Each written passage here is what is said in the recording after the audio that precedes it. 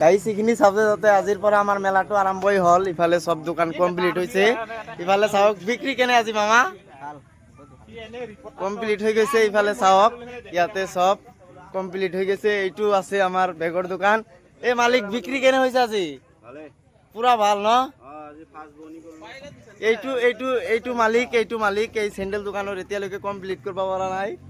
ইফালে আমাৰ চশমা দোকানত চাওক ই পুৰা মস্ত পাক দি কেনে কেপ চেপ লৈ ইয়াতে থিয় হৈ আছে। বিক্ৰী কেনে মালিক আজি? বঢ়িয়া হৈছে আজি। ইফালে আমি যাম এতিয়া কাপোৰৰ দোকানৰ বিক্ৰীটো কেনেকুৱা হৈছে চাওঁ বাৰু। পুৰা ঘেৰা এইটো বঢ়িয়া কাপোৰৰ দোকানটো বহুত ভাল লাগছে বাৰু। মালিকৰ তাত যাওঁ বিক্ৰী কেনে হৈছে আজি সুধো। এই মালিক বিক্ৰী কেনে হ'ল আজি?